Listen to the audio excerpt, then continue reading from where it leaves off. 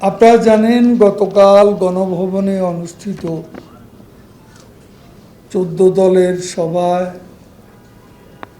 জামাত শিবিরের রাজনীতি নিষিদ্ধ করার বিষয়ে সর্বসম্মত সিদ্ধান্ত, যা আমরা গত রাতেই গণমাধ্যমকে গণভবন গেট থেকে অবহিত করেছি। জামাত শিবিরের রাজনীতি নিষিদ্ধ করা দীর্ঘদিন থেকে বিভিন্ন রাজনৈতিক দল, সামাজিক সংগঠন, মুক্তিযোদ্ধা, নাগরিক সমাজ দাবি করে আসছে। শহীদ জননী জাহানারা ইমামের নেতৃত্বে ৭১ ঘাতক দালাল নির্মূল কমিটি, সে সময়ে গঠিত গণ আদালত, পরবর্তীতে গণজাগরণ মঞ্চের দাবিও ছিল জামাত শিবির নিষিদ্ধ করেন। এছাড়া দেশের সর্বোচ্চ আদালতের এক রায়ে জামাতে নিবন্ধন বাতিলে হাইকোর্টের রায় বহাল রাখা।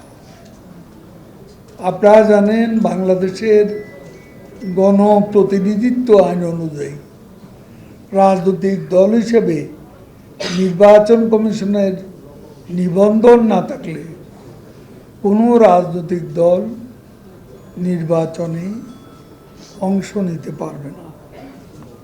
পৃথিবীর বিভিন্ন দেশে এমন নজির আছে। দ্বিতীয় বিশ্বযুদ্ধের পর হিটলারের নাৎসি পার্টি রাজনীতি করতে পারে না জার্মানিতে। আন্তর্জাতিক অপরাধ ট্রাইব্যুনাল কর্তৃক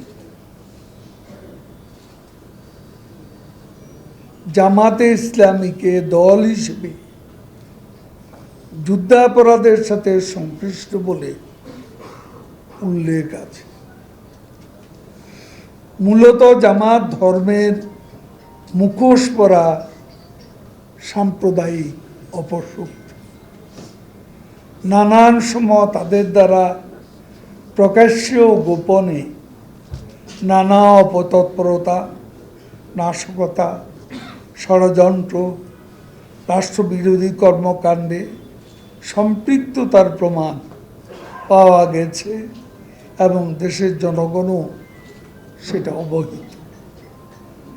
গতকাল মাননীয় প্রধানমন্ত্রীর সভাপতিত্বে 14 দলীয় জোটে তিনি চেয়ারপারসন। সেখানে 14 দলের শরিক দলসমূহের বক্তব্য, তথ্য উপাত্ত বিশ্লেষণ, দলটির অতীত ও বর্তমান কর্মকাণ্ড, বিভিন্ন সময় দেয়া আদালতের রায় ইত্যাদি বিবেচনায় জামাত শিবিরের রাজনীতি নিষিদ্ধে 14 দল সর্বসম্মতভাবে সিদ্ধান্ত গ্রহণ। এখন এই সিদ্ধান্ত বাস্তবায়ন করবে সরকার। আর বাস্তবায়নের প্রক্রিয়া কি হবে তার আইনগত দিকে দেখে শুনে সরকার শিগগিরই পরবর্তী পদক্ষেপ নেবে। কারণ আমরা আইনগত দিকটি ভালোভাবে দেখে নিতে চাই, যাতে কোনো ফাঁক ফোকর দিয়ে স্বাধীন বাংলাদেশে এই অপশক্তি আর কোনো সুযোগ না পায়। আমরা এই প্রসঙ্গে দলীয়ভাবে আমাদের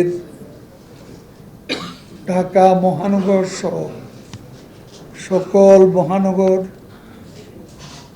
সকল জেলা সদর, সকল উপজেলা, থানা, ইউনিয়ন, ওয়ার্ড পর্যন্ত আমাদের নেতা কর্মীদের বিরাজমান পরিস্থিতিতে কারফিউ মেনে চলার আহ্বান জানাবো এবং দলীয়ভাবে পরিস্থিতিতে সতর্ক থাকার জন্য নির্দেশনা দেয়া হচ্ছে আমাদের সভাপতি বঙ্গবন্ধু কন্যা শেখ হাসিনার নির্দেশে।